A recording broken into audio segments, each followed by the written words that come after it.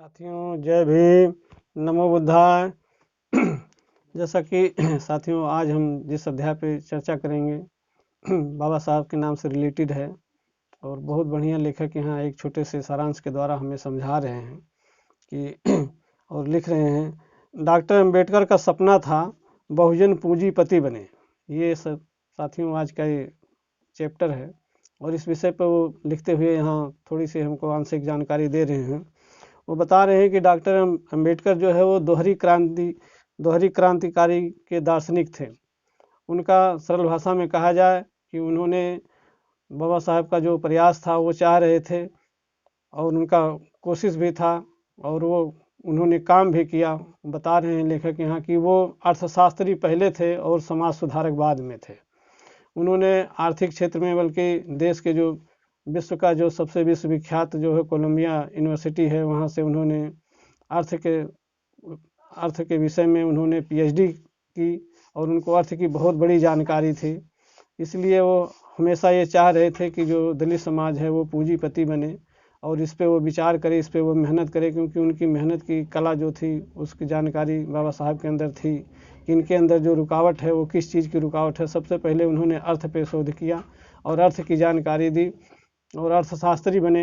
यही यहाँ लेखक लिख रहे हैं कि वो समाज सुधारक देश के लिए तो बाद में, लेकिन अर्थ के ऊपर उन्होंने बाबा साहब ने पीएचडी की और अर्थ के ऊपर ही उन्होंने बहुत बढ़िया दलितों को मौका देने की कोशिश की है और जगाया है और वो जागरण जो है कि कुछ हद तक साथियों कामयाब भी हुआ है।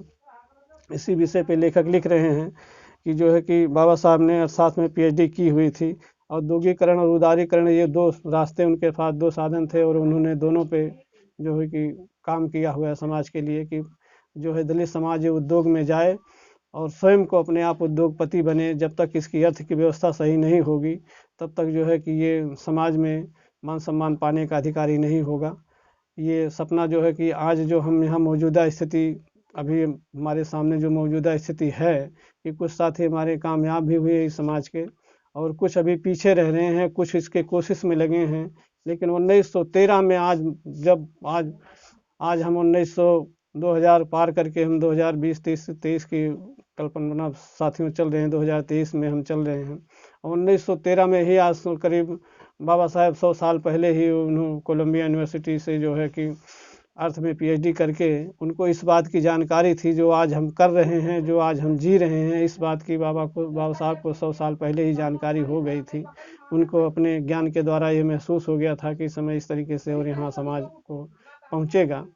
तो बहुत बढ़िया है लेखक यहाँ कितने सुंदर ढंग से हमें समझा रहे हैं, बता रहे हैं कि ये सब बाबा साहब का सपना था कि जब तक अर्थ के रूप में मजबूत दलित समाज नहीं होगा तब तक इसे पूर्ण रूप से मान सम्मान नहीं मिलेगा। और बाबा साहब ने इसी के साथ पे जात के ऊपर बहुत बड़ा शोध किया है और उन्होंने किताबें भी बहुत सारी लिखी हुई हैं कि जब तक जाति का मूल विनाश नहीं होगा और जात पात का भेदभाव देश से ख़त्म नहीं होगा, देश पूरा तरक्की नहीं कर सकेगा। बल्कि देश की तरक्की में अगर यूँ कहा जाए ये जात पात का जो भेदभाव है ये एक बाधा है, तरक्की का एक बाधा है। उन्होंने अमेरिका में रहते हुए ये सब देख लिया था और शोध कर लिया था कि ये जाति जो है, बल्कि वहाँ भी रहते हुए जो श्वेत लोग थे अमेरिका में, उनके सामने भी कुछ बाधाएं थी, लेकिन तो उन्होंने तो मेहनत करके शिक्षा के क्षेत्र में जा करके उस चीज़ को तो दूर कर दिया। उनके यहाँ उस तरीके से जात पात नहीं है, लेकिन हमारे भारत में अब भी 100 साल बाद भी जो है ये चीज़ देखने को मिलती है। तो बाबा साहब इस पर खूब गहन अध्ययन विचार करने के बाद जो है कि हमें लिखा है, समझाया है और बताया है कि ये जो है बहुत बड़ी बाधा है, इससे हमें ऊपर उठना चाहिए। जब तक इससे हमारा समाज ऊपर नहीं उठेगा तब तक जो है कि हमें सम्मानपूर्वक ज़िंदगी जीने का अवसर नहीं मिलेगा। इसी के ऊपर लिखते हुए आज लेखक लिख रहे हैं, हमें बता रहे हैं, डॉक्टर अंबेडकर का सपना था बहुजन पूंजीपति बने। इसी साथियों में इसी लाइन में लिख रहे हैं, डॉक्टर अंबेडकर दोहरी क्रांतियों के दार्शनिक थे। पहली क्रांति का दर्शन था जाति व्यवस्था का समूल विनाश, दूसरी क्रांति का दर्शन था भारत की आर्थिक तरक्की। डॉक्टर अंबेडकर अर्थशास्त्री पहले थे, व्यवस्था परिवर्तक बाद में। डॉक्टर अंबेडकर पहले भारतीय थे जिन्होंने किसी विदेशी विश्वविद्यालय से अर्थशास्त्र में पीएचडी हासिल की थी। जिस औद्योगिकरण या उदारीकरण की शुरुआत 1991 में जिस सरकार ने की थी, उस तथ्य को दूरदृष्टा डॉक्टर अंबेडकर ने 80 वर्ष पहले ही कह दिया था। साथियों यहाँ लेखक संकेत दे रहे हैं कि जिस चीज़ को 1991 हमारे देश के यहाँ अर्थशास्त्री जिस चीज़ की जानकारी ले करके और इस देश में उस जानकारी को फैलाया, प्रचार प्रसार करना शुरू किए, उस चीज़ की जानकारी को 1913 में ही डॉक्टर बाबा साहब ने जान लिया था और पहचान लिया था अपने जो है कि बुद्धि के और तर्क के द्वारा उसको समझ करके वो पहले ही उस बात को लिख दिए थे किताबों में, जो कि आज का हमारा उस रास्ते पे चलने के लिए हमारा समाज तैयार है। आगे की लाइनों में साथियों लिख रहे हैं, डॉक्टर अम्बेडकर वर्ष 1913 में अमेरिका के विश्वविख्यात विश्वविद्यालय कोलंबिया यूनिवर्सिटी में पहुंच गए थे। उनका पहला शोध पत्र था प्राचीन भारत में व्यापार। लगभग 100 वर्ष पूर्व 1913 में ही डॉक्टर अम्बेडकर ने समस्त भारतवासियों के लिए अमेरिकन नागरिकों की तरह का जीवन स्तर का सपना देखना शुरू कर दिया। डॉक्टर अम्बेडकर की दूरदर्शिता ने भांप लिया था कि भारत में वह क्षमता है कि वह अमेरिका जैसा समृद्ध संपन्न तथा आत्मनिर्भर देश बन सकता है, लेकिन इसके लिए भारत को भी पूर्णतः औद्योगिक एवं शहरीत होने के लिए मानसिक तैयारियां करनी होंगी। इनके लिए ठोस और सतत नीतियां बनानी होंगी, उन पर चलते रहना होगा। डॉक्टर अम्बेडकर के पास इन लक्ष्यों को साकार करने के लिए तमाम फार्मूले थे। अमेरिका सहित यूरोपीय देशों में आश्रितों की स्थिति को गौर से देखते हुए डॉक्टर अम्बेडकर वाकिफ थे कि भारत में सदियों से चली आ रही जाति व्यवस्था का जब तक समूल विनाश नहीं होगा, भारत किसी भी हाल में अमेरिका जैसा होना तो दूर उसके आसपास भी नहीं फटक सकता। औद्योगिकरण और शहरीकरण यानी सीधे सीधे देश की तरक्की। तो उन्होंने निष्कर्ष यह निकाला कि जाति व्यवस्था भारत के औद्योगिकरण व शहरीकरण की राह में सबसे बड़ी बाधा है। साथियों, जैसा कि पहले बता दिया कि यहाँ बाबा साहब ने दो तर्कों द्वारा और दो चीज़ का उन्होंने शोध किया और पहचान किया और उसमें उन्होंने उस पर काम भी किया, जिसका सीधा सीधा अर्थ है कि वो अर्थ और जो है कि सामाजिक परिवर्तन, देश में सामाजिक परिवर्तन चाहते थे और देश में जो है अर्थ का व्यवस्था करना चाहते थे। जब तक अर्थ रूप से कमज़ोर वर्ग, शोषित, वंचित और दलित समाज नहीं होगा, इनकी जब तक अर्थ की व्यवस्था सही नहीं होगी, तब तक ये तरक्की के रास्ते नहीं ढूंढ पाएंगे। और जब यही है इनकी आबादी के अनुसार अगर देखा जाए कि जब तक ये समूचे विकास के रास्ते पर नहीं होंगे, तब तक देश के विकास में बहुत बड़ी बाधा है, देश विकास नहीं करेगा।